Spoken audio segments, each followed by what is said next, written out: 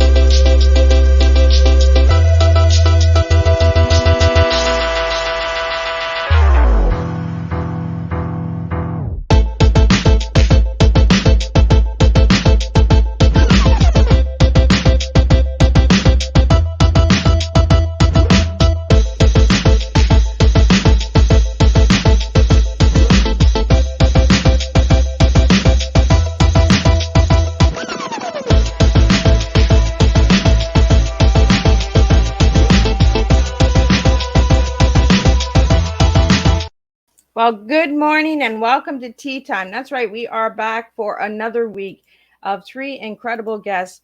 And today we are in the United States and Canada. We are in two countries today. So this morning, this afternoon, and this evening, we are doing two countries. So be sure to check us out. So if you would like to know more about Miss Liz, check out Miss Liz's YouTube channel, subscribe, and ring that little bell, and you're going to get all of these incredible tea times. So this morning, I have an incredible young man in the studio with me, and he is going to be talking some real hard shit. That's right. We're going there. We're gonna do some real shit this morning. So grab your teas, grab your coffees, and we're going to really open up some doors, and we're going to serve you a good, strong TEA. So before we get started, we're going to do the disclaimer, the bio, and all of that good stuff. And then we're going to get Marklyn T Johnson in the studio, and we're going to spill some TEA with you. So the disclaimer for Miss Liz's Tea Time live shows. Miss Liz myself is going live using StreamYard. Before leaving a comment, please grant StreamYard permission to see your name at StreamYard.com. Please be advised that the content brought forward for any Tea Time show hosted by myself, Miss Liz, is always brought forward in good faith. However, may bring forth dialogue and opinions that are not representative of my platform. The facts and information are perceived to be accurate at the given time of airing. All Tea Time guests and audience participants are responsible for using their good judgment in taking any action that may relate to the discussion. The content brought forward may include discussion for some where they may be emotionally at risk. It is significant to know that this show is engaging in discussion forums only to offer and inspire awareness and connection and is not providing therapeutical advice. If you have any questions about this disclaimer or the panelist discussion, you may freely contact me, Miss Liz, at my email at bookingmissliz@gmail.com. Moving forward, should you choose to voluntarily participate in today's show in any aspect, I, Miss Liz, welcomes you. And should you decide that the show is not made for you at this time, I respect it, and I will see you at a later show at a later date and time. Again, all tea times this year are done on Thursday, unless it is a rescheduled tea time, then they will be done on a Monday or Tuesday. So now let me get into Marklyn. And who is Marklyn T. Johnson? Well, Marklyn T. Johnson was born and raised in central New Jersey and is a graduate of Connecticut School of Broadcasting. Marklyn has worked in the production industry for over 20 years, speaking everywhere from schools, churches, and other live events. Growing up, Marklyn idolized many different men, including Dr. Martin Luther King Jr., Michael Jackson, Eddie Murphy, Michael Jordan, and Tupac Shakur. All of these figures inspired Marklyn to follow his dreams, embrace his passion, and speak his mind. By far, however, Marklyn's greatest idol was his father, Willie. Marklyn's father was a very strict man due to his own struggles in life that many men of color, African Americans, must unfortunately deal with. When he looks back on his life, Marklyn regrets ignoring the life lessons his father taught him. However, when he thinks about the man he became today, the way he tells it like it is, the way he tries to lift others up, and his willingness to help others. He is reminded that he is a walking example of his father's teaching. So I'm going to get Marco in here. And if you'd like to see the full bio of Marco, check out Miss Liz's Facebook page. All of that good stuff is in there. So let's get Marco in here and let's spill some good tea with you this morning. So welcome, Marco. Hey, what's going on? Am I saying Marklyn? I'm saying your name wrong. I'm saying Marco. You totally said it wrong. It's first of all, you just said it right. You literally just said it right. But I caught myself. I was just like, you're like Markle. I'm like, well, it sounds like my biography, but that don't sound like who she's talking about. I don't know. I caught myself. I was like, what am I saying? Marco. I have an ex-brother-in-law that is named Marco. I guess he must be talking about me this morning, ringing my ears or something. But it's Marklyn T. Johnson. I am so sorry for that, Marklyn. So the minute there's no pressure to say the name the right way, all of a sudden the name is said pronounced correctly. Then before that, she's like, nah, I'm just gonna wing it. Just Marco. That's what we're gonna call him the whole entire time. It's morning here. I haven't even had my first tea yet. So, but Marklyn, now I have it right. Marklyn, let's get it in there. So Marklyn, tell us a little bit who you are and all of that good stuff. And let's start from the little boy to the big boy. Oh man, it's funny too because I'm not trying. I do stand up, and because I do stand up, I'm writing more about my old stuff and more about me personally. So it's a bit really, instead of just writing jokes to write jokes, I'm trying to make them a little bit more personal. And it's weird right now because I'm literally, I hate using the word literally, I'm trying my best to remember things from my past as well as things from now. So past, I was reckless. And what I mean by reckless, I wasn't doing drugs. I wasn't, going around committing crimes. I wandered around life aimlessly. I never fit in. I never felt I fit in. I was always that kid that had a big mouth and would say what I wanted to say and kind of always wanted to move when I wanted to move. And as a kid, I think people don't really listen to kids when kids know something's off. When kids know something's not there. And traditional school was never for me. Traditional school was something, and a problem is in a room with 99 people that do what they're programmed to do, if you're that one person that won't do what you're programmed to do, you're the problem. We don't think about that one person that doesn't want to do what they're programmed to do could actually be onto something for them. You kind of know who you are. And I spent my whole entire life trying to fulfill what everybody wanted me to be. Everybody wanted me to get a corporate job or get some sort of a trade and just work and be miserable like everybody else. And, over the years, I've learned to be financially unstable. I've learned to be financially not that well off. And when I say that, I'm not saying it as a brag. But when you don't like what you're doing, you find other ways to compensate. So I shopped a lot. I would spend my last dime because I didn't care because it's aimless. This is bull. And it's funny as I'm progressing and getting better, and I love what I do. It's amazing. I am able to save money. Last year, even though I didn't make a lot of money, I had money saved up.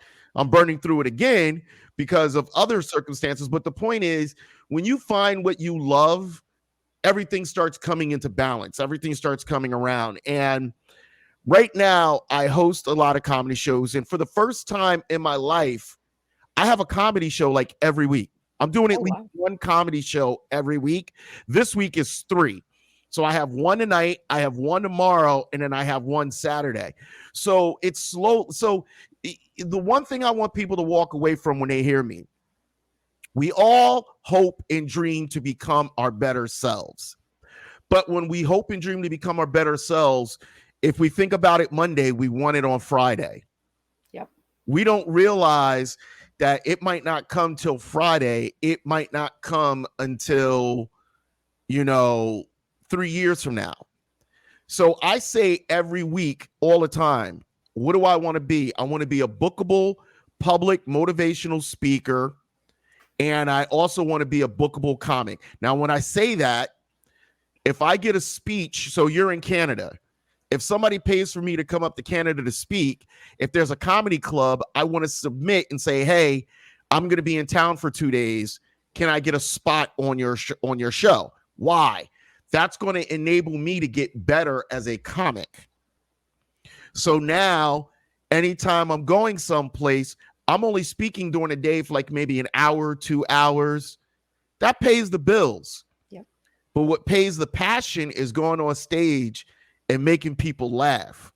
Because I'm just, how far into cursing can we go?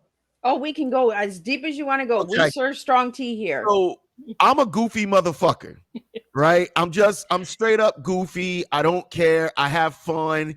And I do that because it balances out the seriousness, because I'm a very serious person on the other side. I'm a walking duality. I'm very serious, but then I'm very, very goofy. And that walking duality, you know, I need to find ways to stretch both of them. So doing comedy stretches out the comic side of me. Doing, you know, speaking to people and motivating kids. And I just did, you know, I spoke to kids that were 3rd and 4th grade a couple of weeks ago. That stretches the other side of my brain of being a little bit more serious and giving a great message and motivating people to be their better selves. People will never understand because most people are programmed to just follow the template of life. Grow up, find a job, get married, be miserable like everybody else, find happy in the misery, and then die. Well, Marklyn, I really like that you said that. You know, we don't have that diversity, right? We're really one-sided. We're programmed to be one way. Society Yes. and systems tell us to be this way. Like you said earlier in the schools, right? They tell us how to be, who to be, what to be, you know, instead of saying, hey, we have an incredible student here. Let them show us what they want to be. Let them pour out. And I love that you talked to the grade 3s and 4s. I actually watched that, and that was pretty cool. You did an awesome job, Mark. Thank you. And here's the thing that a lot of people don't realize. It's worse for Black kids. And when I say that it's worse for Black kids, it's worse for Black kids because if you're Black and you're falling between the cracks, they find a way to just get rid of you. Like you become dismissive. It's one thing if you're Black and you're extremely smart. They'll find a way to kind of help you and elevate you because, hey, this kid's exceptional. This kid's exceptional as an athlete. He's exceptional as an artist. But the kids that have a high intelligence, so I'm not saying this to brag, and those people that know me personally will testify to this. I have 136 tested IQ. So I'm not brilliant, but I'm smart.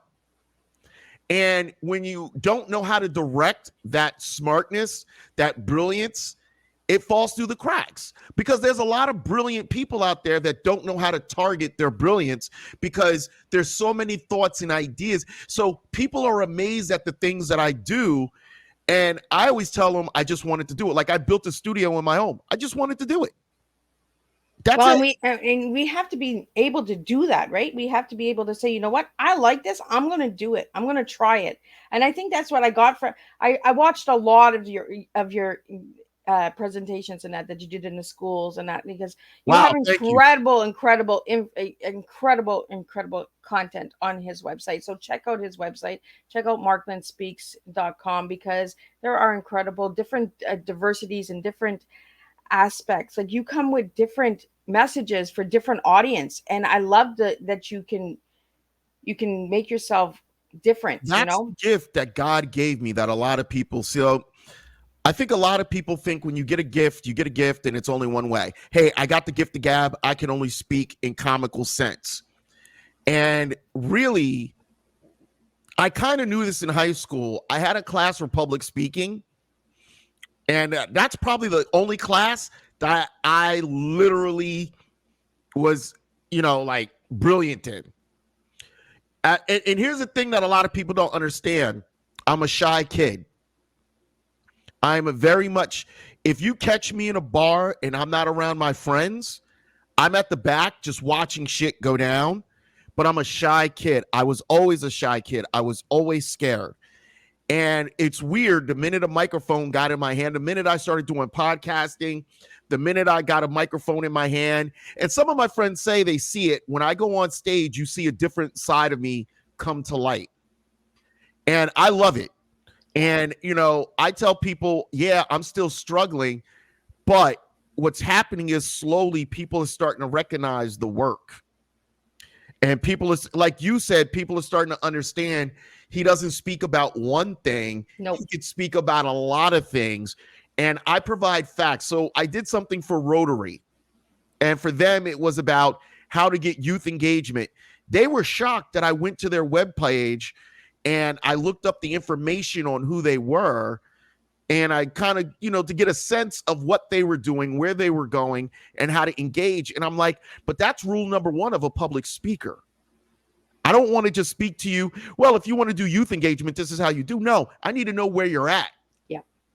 And a lot of people, when they want that check, they just want to, I'm going to come in. This is a platform. I'm just going to say what I got to say. And the reason, and I'm going back and forth, but this is the reason why.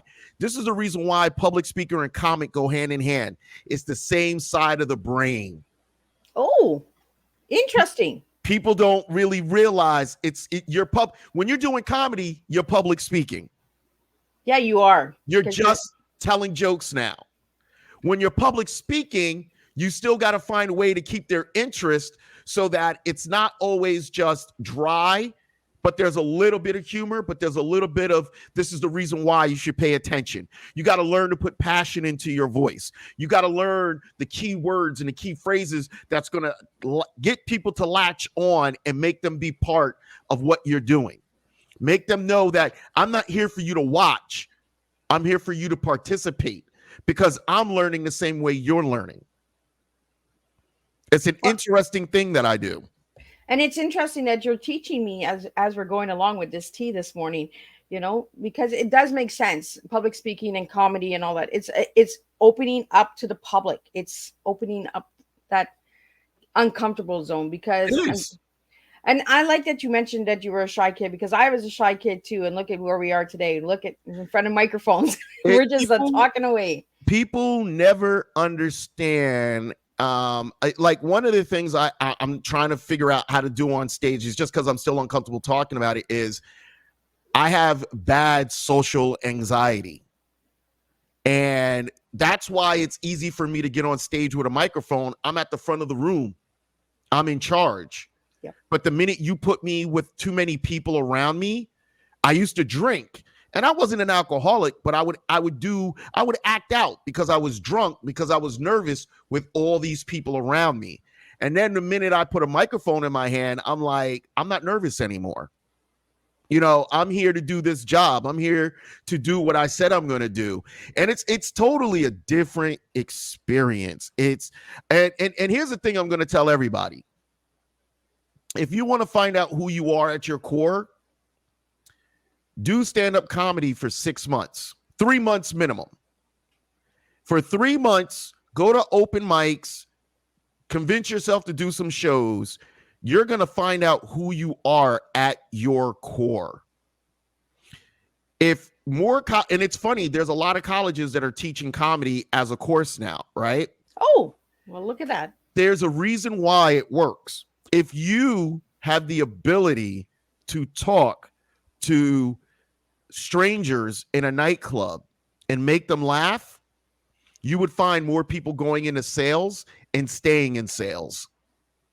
You would find more people becoming managers and executive managers, not just because they've been there for 30 years, but because they actually have the skill set to understand the dynamics of dealing with people from different walks of life. Like you said, you saw on my shows, in my videos, you can see me being able to talk to different audiences in different tones and different maneuver it. That's a skill that you learn from doing stand-up. Yeah. I know there are certain audiences that I can't do my more racy stuff. And then I know and you bring a good thing up, Marklyn. Research, right? Research your audience. Research where you're speaking. You know, if you're just going in and you're just saying, oh, well, I'm going to give you 10 steps on how to heal yourself, and da da da da da, but don't have any clue that the audience doesn't give two shits about the 10 skills that you have, right? So research, and It's it personal. doesn't, get ready. Like when I do these tea times, I research my guests. Like I dig deep. Like I went and I watched all your videos. I checked out your YouTube channel. I checked out all of that good stuff. And Marklyn, I found that you also have some books out there. So I want to talk about those books because I like the titles of the books because they're just plain First of and all, simple, and I love it. I don't want to say I was prepared for it. I'm not necessarily prepared for it, but Boom, there they are. you brought it up. So Marklyn, do you want to share a little bit on those books? Because I love the names of them. So when you're younger and you're talking smack, everyone says to you, "Oh, he's a shit talker." You don't ignore him. You're a shit talker. But there's a lot you can learn from a shit talker. So I had a trip to, I'm going to tell you the story how it came about. I had a trip to California, and this piece came in front of me that said, you can write a book. Anyone can write a book if they want to write a book. That's always been in the back of my head. I want to write a book, right? Yeah. I want to write a book. I had a 5-hour trip to California. I took an edible, opened up my laptop, and thus we got Lessons from a Shit Talker. Boom, there it is. And anyone that's read the book, I have received a lot of, this is the best way to put it. I've received a lot, and I mean a lot of positive feedback, how good the book is. And the reason why it hasn't sold as many is because I didn't have a lot of money for marketing. It's on Amazon. You can find it. But we all know marketing will sell anything. Yeah. That book, if I had $5,000 for marketing, would sell itself. Yeah. It's just like, it's basically taking the lessons that I've learned, talk about my history a little bit, but to give you an idea of who I am, but then to, explain these are the lessons I had to learn. And when people say, well, what do you mean? So I'm just going to do this real quick because since you brought it up, I just got to do this because, it's your fault. Chapter 3. I'll take the blame. Chapter 3 is simple. Know what you want. Anything you want to do in life, you have to know what you want. You can't say, I'm thinking about, or I would like to. You have to know what you want, because knowing what you want will help you start what you're doing. I started doing podcasting. Podcasting evolved.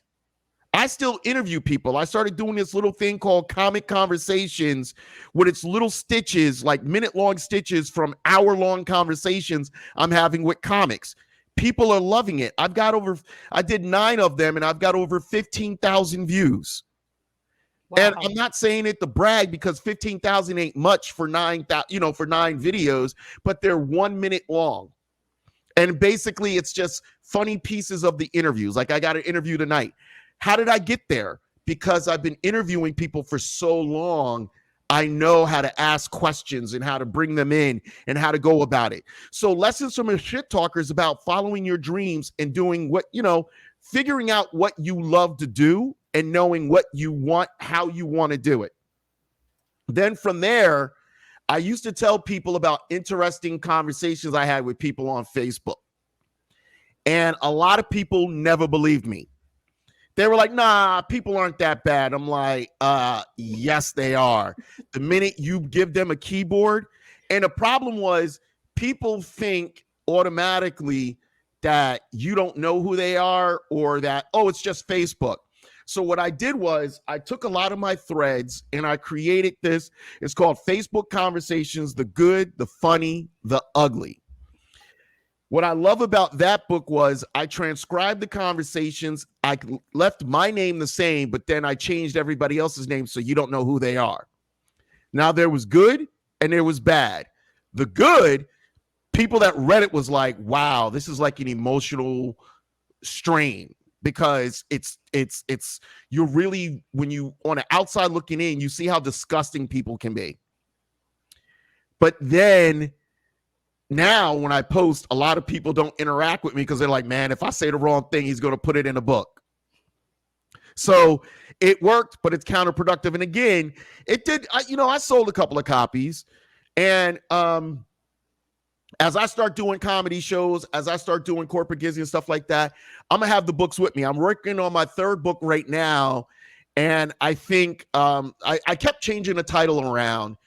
And the third book is really going to be on racism. And it's really, I think I'm going to call it Racism Conversations, the Hurt, the Humor, the Healing. And the reason being is because you got to look at racism as the hurtful side of it, the humorous side of it, and the healing side of it. And I will say this for anyone out there watching your show that doesn't want to hear it, that's fine, but you're going to hear it from me.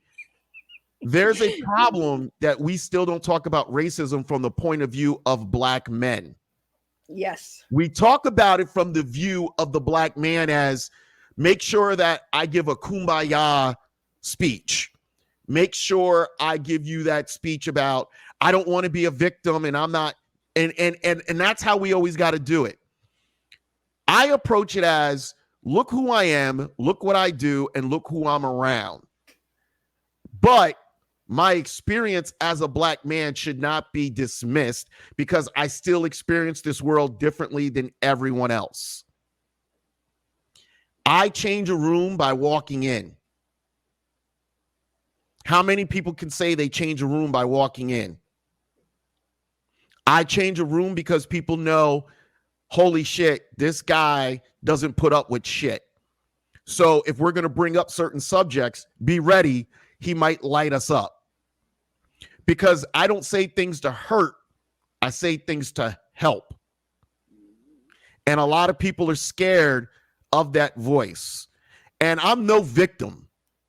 Every bad choice I've ever made in life, I've paid the repercussions for.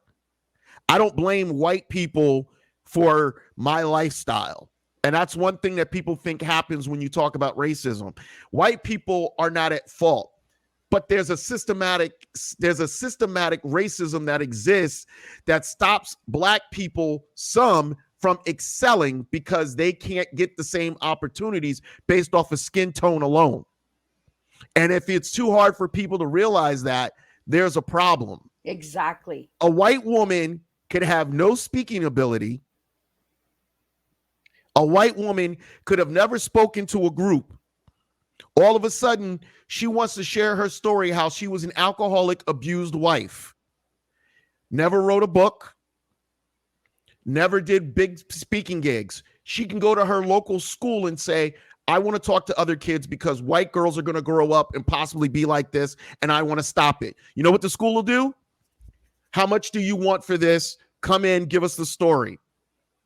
Right? Yep. As a Black man, they want to check me 85 times over. What's his credentials to talk about racism? He's Black. He's talking about it from his experience.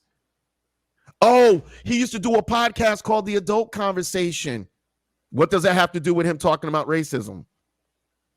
They find excuses to not hear the story because they don't want to feel guilty. But here's the thing. I don't want you to feel guilty. I want you to recognize that I experience the world differently. And I do. And I experience it differently from Black people and from white people. And that's what the third book, I'm sorry not to get too far. That's what the third book is going to be about. And I'm still in the middle of pulling it together. I did some dynamic interviews. Well, Marklyn, I think those are a good key points that you've made. You know, I'm a white woman. I'm sitting here. I'm not offended by anything you have just said because it is the facts. It's the truth.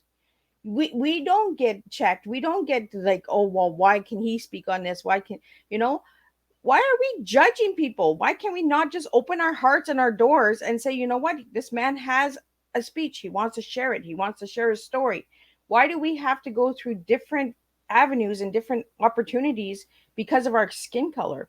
And all of my listeners out there, Miss Liz is real and raw. I don't hold back. I am not a racist. My grandson is Black, so I am very, very strict on how Black men are treated because my grandson gets treated differently than his own grandmother does. So thank you, Marklyn, for saying that. And it's amazing. Here's the thing that I love. I love that you said you recognize that. Yes, I do. That's what this talk about racism is. Recognize that we get treated differently. My dad was a gym teacher. Like, remember when I said my dad was like one of the influences in my life? Yes. I didn't realize the reason why I always want to have hoodies and sweatpants around is because my dad was a gym teacher and he was always in hoodies and sweatpants. Like, I'm literally, I want to be like Mike. No, I want to be like Dad, Yeah. And, like you see what I'm wearing now. This is one of my, this is my special logo. That was from a speech I did for Black Lives Matters. And the guy took a picture of me from behind. I showed it to a friend of mine. And he was like, that's your logo. That's you. And now everything I wear has this logo and it's on the back of the jacket too. But my point that I'm making to people is you always got to realize. So this goes back to what I was saying in the first book. Know what you want. And when you know what you want, do not let people deter you. Do not let people tell you. I've met obstacles. So when I talk about the obstacles, I'm not saying poor me. Exactly. I'm saying if you're going to make me go through 8 hurdles to talk to kids, then that white woman who used to be a drunk, who was doing all types of crazy shit, she should go through 8 hurdles as well. Exactly. Keep it fair across the board. Don't make me jump the 8 hurdles and you see this white woman and because, she's fine, upstanding citizen. Why? Because you label her a fine, upstanding citizen? How many times do we find out these fine, upstanding citizens doing the worst shit behind closed doors? You know what I mean? So here's someone that's open. And the reason why I always call things real talk is different to everyone. It is. And that's what people don't get. And closed-minded, ignorant people that try to mock the term real talk don't understand your real talk is going to be different from mine. These are the nuances of being an intelligent person. When you lack intelligence and you basically regurgitate what you've been told, you don't hold a candle to anyone that thinks outside of the box. Because you're unable, you're incapable. And that's the reason why I made the second book, Facebook Conversations. You can tell how people buy into the indoctrinated belief of their superiority, their indoctrinated belief that their political ideology makes them better than other people.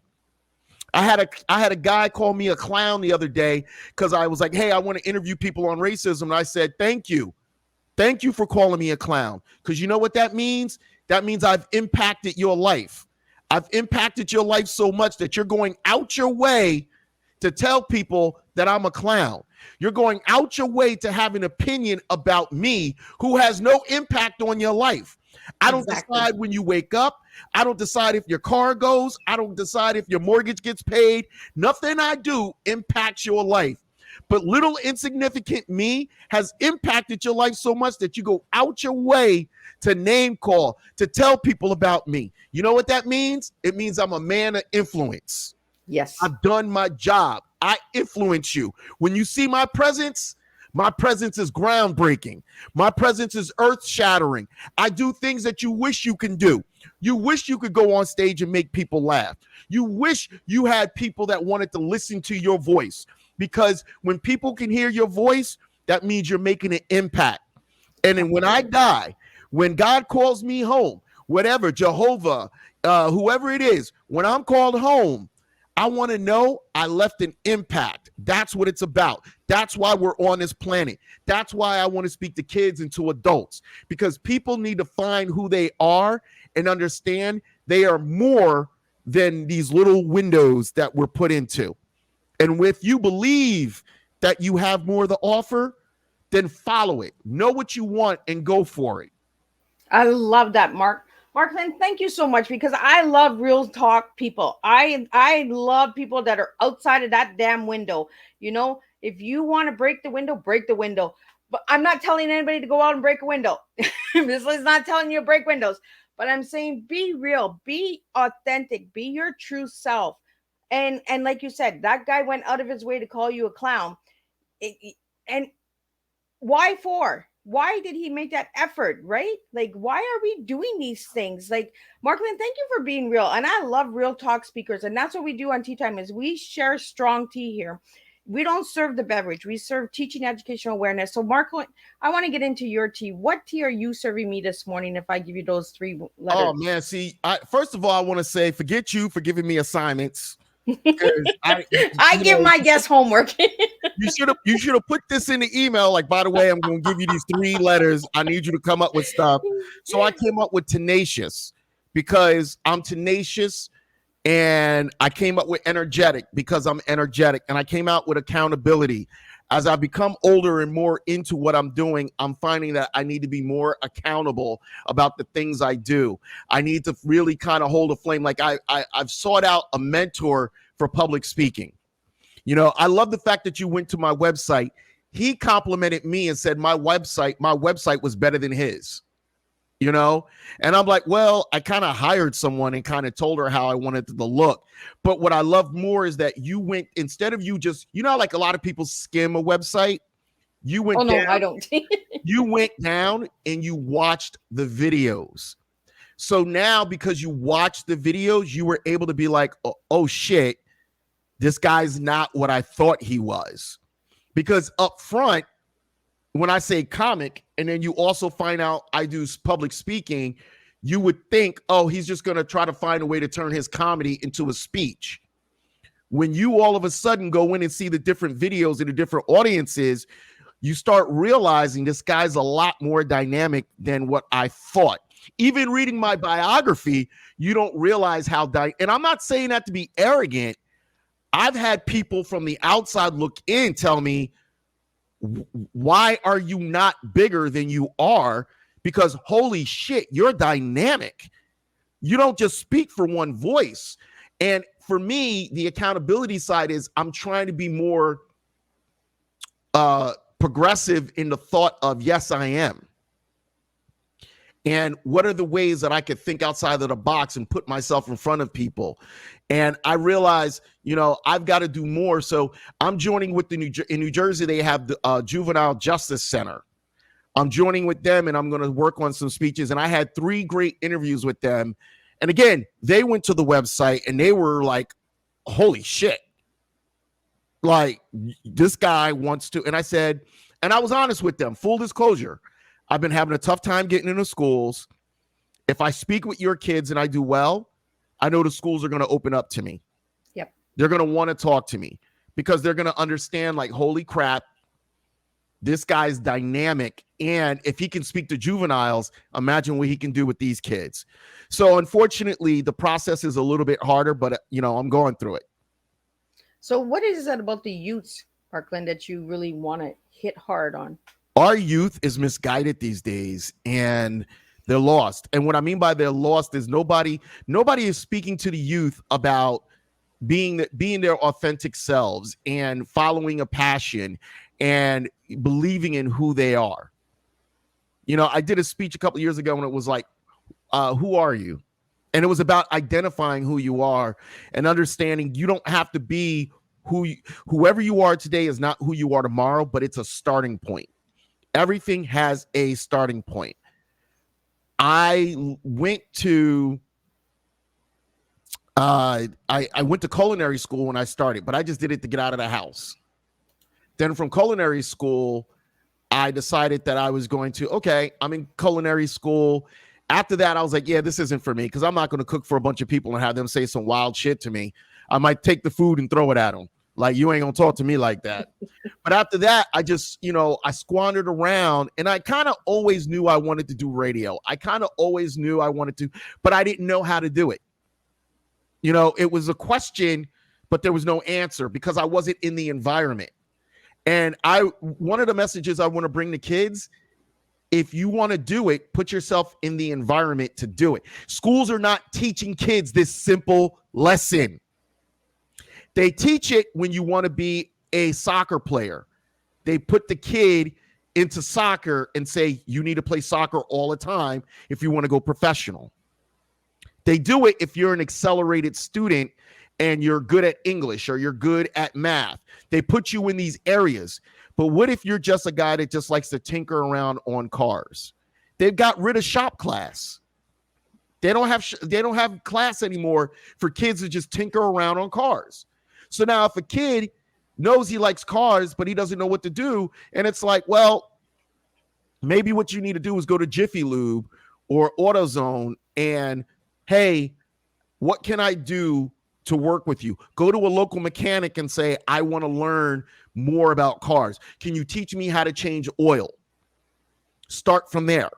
Because when you start, you'll find out quick if it's not your thing. I started doing podcasting and I loved it. Podcasting, evolved into me hosting. Hosting evolved me into doing stand-up. And when I started doing stand-up, a lot of people looked at me crazy like, wow, you're way too comfortable on that microphone. Well, I've been doing podcasting for so long, I just removed the camera and now I'm on the stage in front of people. But I'm still nervous when I get up on stage. I'm just comfortable on stage now. I like being up there. I want to ask you this question as a podcaster, podcast. When you go and start a live, do you get anxiety? I will be honest with you. At this point, no, because I've been doing it for so long. And I've had so many views, and I'm not famous. I will tell you the most humblest thing is when you run into somebody every now and then and they're like, man, I caught your podcast. I went to Greece a couple of years ago and some dude saw the name because I had some jerseys and it said Mr. Direct on the back and Real Talk. And the guy was an American, but I was in Greece. He was like, you do a podcast called Mr. Direct's Real Talk. And I'm like, damn, in Greece? And it was the weird, and I'm not famous. I'm not famous by any stretch of the imagination. But the fact that I was just randomly somewhere and someone caught it, that to me was like, wow, I'm doing something right. You know, something is there. And listen, I could die doing what I'm doing and never be famous, which, it's not about being famous, it's about being happy. I could die and the fame never came or the money never came. I'll be happy because I love what I do. If I could find a job, podcast, like I would love to find a job where I could podcast and people would be like, yo, we love your personality. Because it's funny, I just did a video for a friend of mine and I'm coaching him on how to be in front of the camera. And so I sent him a text. I said, do me a favor, bro. Just practice saying this for 3 or 4 minutes every day. And he's like, yeah, dude, I looked stiff as hell, didn't I? I'm like, yeah, bro, you looked nervous as shit. And he just looked at me and I go, you got to understand something. I have a unique gift, but my unique gift I share with people because I want people, when they do this, to accelerate at it. I don't care if you come from me, you go to somewhere else and you become more famous than me. It's not about that. I want to be happy. And part of my happiness was transient. So I'm trying to find a way to market myself to a broader audience so I can go to California, so I can go to Washington, I can go to Hawaii. I want to be able to do all these things and be able to enjoy myself. But I want to influence and impact a life. If I speak to 100 people, one person out there says, I'm going to get up tomorrow and I'm going to follow my dream, I've made an impact. Well, you've really made an impact on Teatime this morning. So I want to thank you again, Marklyn. And again, at the beginning of the show, I couldn't even say his name right. So look at practice, repetition, like keep trying until you get it right. I finally got it right. In the beginning, I was calling him Marco. So we have Marklyn T. Johnson here. And Marklyn, I want to get into your favorite colors and your one word that you gave me, but you actually gave me 3 words and a big old LOL. So that kind of shows you, right? So the word that you gave me was passionately real talk. So let's get into that word. Why that word for? Passionately real talk. It's about being your authentic self. And when you're honest with people, so here's the thing. People claim they love honesty, but they don't. What they love is to be told a lie and use the lie as a way to say they're being honest.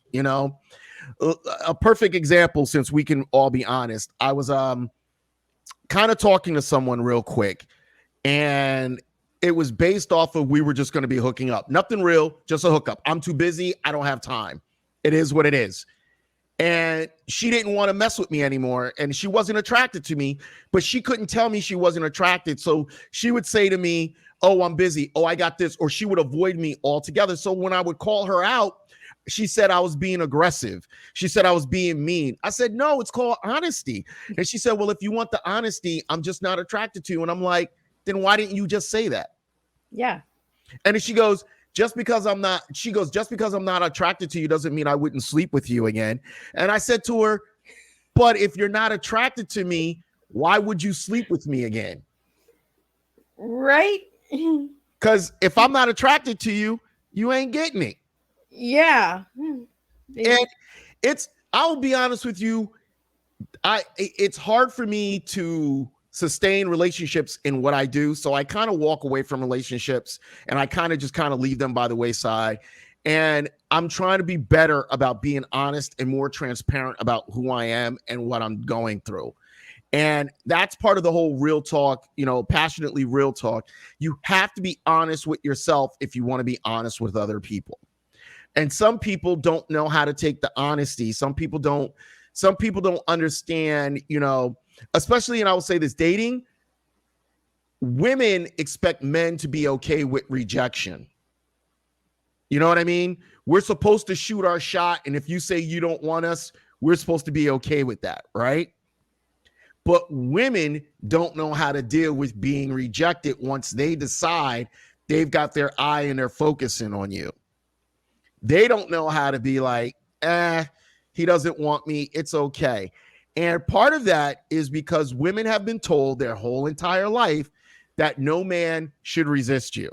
You are a gift and every man should want you. But the problem is sometimes it's not like that. No. You know what I mean? Sometimes somebody not wanting you in a sexual way or romantic way, it's not a knock on who you are. It means you didn't connect or bond that way. And I'm only using this as the example because I'm finding more and more people, especially in the dating world, nothing's more real than the dating world. Yep. Right? And I'm finding a lot of women, divorced, oh, I haven't had sex for 3 years. I haven't had sex for 5 years. Oh, I'm waiting for that for the it guy before I do it again. And I'm like, so you wasting all your good screwing years because you're waiting for the right guy. And I go, the right guy is going to be a piece of shit because he's going to tell you what you want to hear. And then you're going to be even more angry because you held out. Go get you some. Stop this whole entire I'm waiting for the right man to come around. Make some bad decisions, damn it. Make a couple of bad decisions. Get a little dirt. Choose a guy and just say, listen, this is all this is. But don't date him. Don't expect him to wine you and dine you and make you feel good. Just listen, I'm gonna give you a special gift. We're adults. You got needs. I got needs. Let's be honest with each other. Yes. Dating would not be so hard if people were just more honest with each other. Well, and you made a good point, Marklyn, because you had said that girl wasn't attracted to you, but she said, I'll still sleep with you, right? So, hello, and I really like that you're bringing some good, strong points. As a man and as a woman, we're both opposite sex here. And you're saying the women can't stand rejection. I'm a woman, and I'm going to tell you, it hurts hard.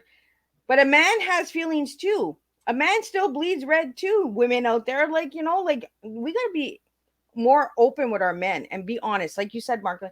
So I really want to thank you for that, because I really am looking at both sides here and saying, you know what? It's true. Men feel that rejection too, And we do.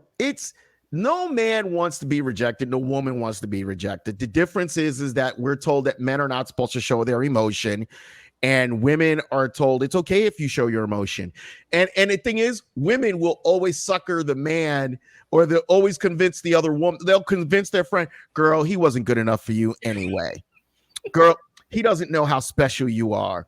His loss. No, there's not a connection there. Yeah. Stop trying to make the man the bad guy because he didn't want you sexually or he didn't want you romantically.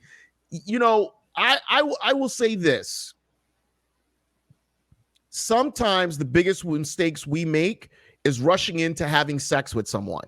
Exactly. Because we get confused with the sex and the emotions and everything else. And then we don't realize that a person could have been better as a friend. And men and women can be friends, but men and women can be friends when we take sex off the table. Exactly. Now, when you do like each other enough and you're like, hey, we're kind of here, we kind of dig each other, then you could cross that line. But if you cross that line, you got to be prepared. There might not be any coming back. Yep. But men and women there are women I've been friends with for years that I've never had sex with. You know what I mean? There's women that I used to have sex with and I'm better friends with them than I was as a dating person because I knew, and I'm being honest with you, I don't know honestly how to date. You know, but we're not taught how to date. We're not. And the thing is, there's no lessons out there. We just jump in it and we're like, oh, okay, we have to have sex because that's what dating people do is they have sex, right? They just jump in bed. Okay, now what do they do after they have sex? Oh, this is where we have to hold hands, and this is where we have to we have it all ass backwards. Weird. Like again, when I said I'm socially weird, I'm socially weird. When it comes to dating, I am socially weird. And somebody's going to watch this and someone's going to have 50 million opinions about me. I know. And, well, you were being your authentic self and they're going to have 80 million. Here's the deal. Mind your goddamn business. Leave me the hell alone. Right.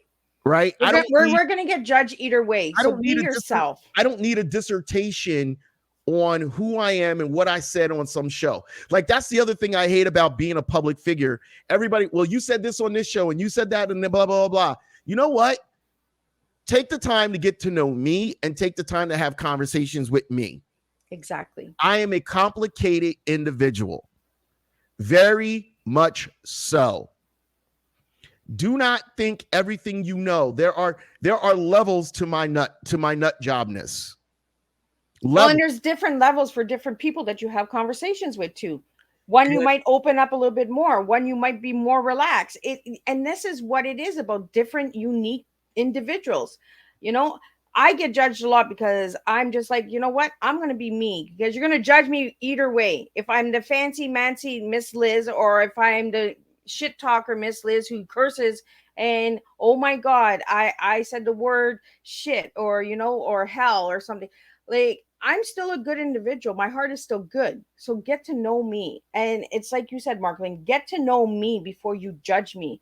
Before you do that big investigation of 8 investigations to see if I'm the right speaker, right?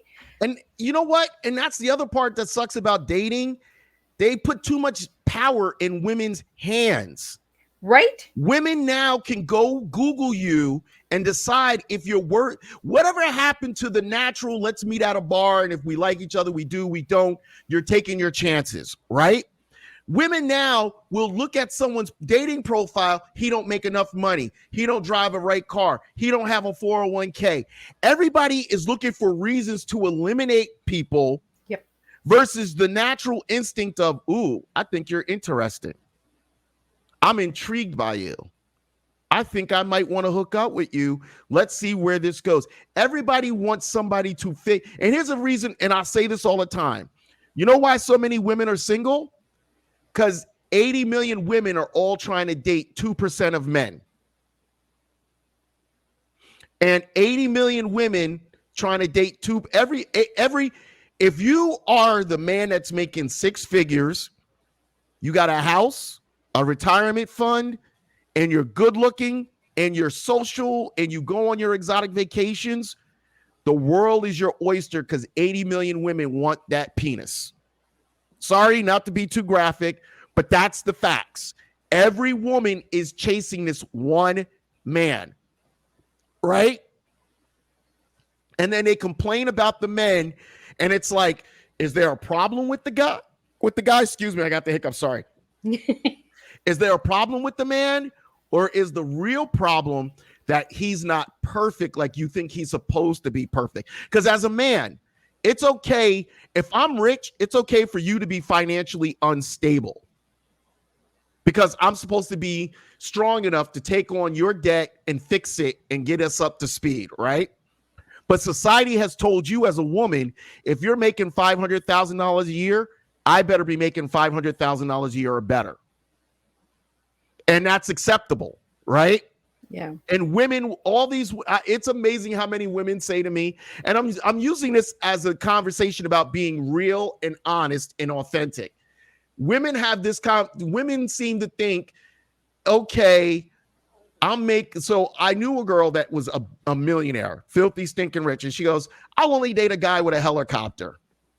I'm like, yeah, but you're a little bit of a nut job. So to be honest with you, you'll meet a guy, but if you're a millionaire and he's a millionaire, 9 times out of 10, unless he's retired, you guys are not going to have any time for that relationship because you're both working to maintain that money level. Yep. Because she's a working millionaire, right? Yep. So if you're both working millionaires, you're working to maintain the lifestyle versus someone who's a trust fund millionaire and he's like, listen, I have this money, so I get to do whatever I want to do whenever I want to do it. I don't have to worry about it, which is great, dynamic, beautiful thing. I think men and women need to find, the reason why I will always say real talk is men and women need to find a way to just be honest with each other. And in that honesty, more men and more women will know how to get along. More men and more women will learn, and women, stop only hanging with your girlfriends. Get some men friends. I got a lot of men friends. A lot of people are like, oh my God, Miss Liz has lots of males. And I'm like, yeah, but those males look out for me. They'll look out for you. And you know what they'll also do, which a lot of women don't understand? They'll tell you if a man is up to shit. Exactly. And a lot of women are scared. Be like, oh, you want to sleep with me? It's like, yeah, I might want to sleep with you, but you're my friend. So I'm going to tell you the truth first. I might want to, at least the thing about men can still separate their penis from their brain. Exactly. That's why at a young age, men can sleep around with so many women because men's hearts are not attached to their penis. So if a man becomes friends with you, he could still be attracted to you and say, you sexy as hell. But if you've established that you're friends, he could still be like, yo, I'm going to give you the truth. This man's a piece of shit. Yep. And that's why I have a lot of male friends, because I need to know when there's a lot of piece of shit coming at me. So, Marklyn, I want to really thank you for having tea with me this morning. And that was my phone. It's attached. I thought it was on my end. I got ears over That's here. That's my computer. I got listen. So one of my past lives, I was a corporate IT tech, and I really got into IT. So I'm a little bit of a geek. Little bit. Just a little bit. Well, I want to thank you again, Marklyn, for joining me this morning and sharing your tea and sharing real talk, because that's what tea time is here. It's teaching educational awareness that we all can make a difference. All walks of life are at this table. There's no judgment. There's no who is better, who is not better. We don't have any races here. We don't have any of that. No judgments. We're all individuals. We all bleed red, and we all are real people here on Tea Time. So I want to thank you, Marklyn, for that.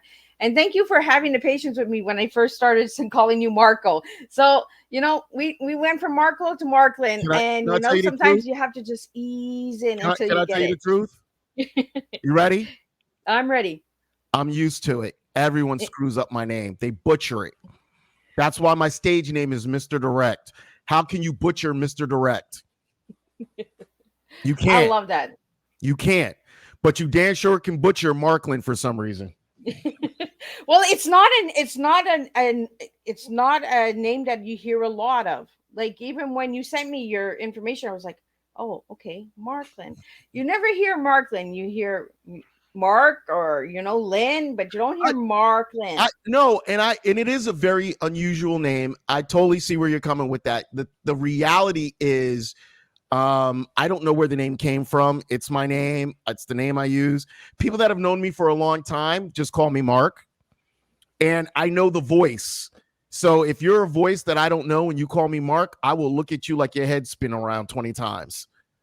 And people will try to shorten my name, and I look at people and I'm like, who the fuck are you talking to? And they'll be like, what? That's your, I go, no, my name is Marklyn. And it's the, I will tell you this, and this is just as a man, the subtle disrespect that you felt so comfortable to shorten my name when I didn't ask you. But I totally understand when people butcher the name, because it's been butchered. I've been called Marilyn. I've been called Marlin. I've been called Marklyn. I've been called Marklyn. It's just, people love butchering my name. It's normal. Well, I want to thank you again, Marklyn, and I want to really thank you for being real. And we'll be back this afternoon at 3 p.m. with Francine Cosman, and she is the first mayor of Nova Scotia in Canada. She's 82, so we're going to sit and we're going to talk politics. So it's going to be a deep, hard tea as well.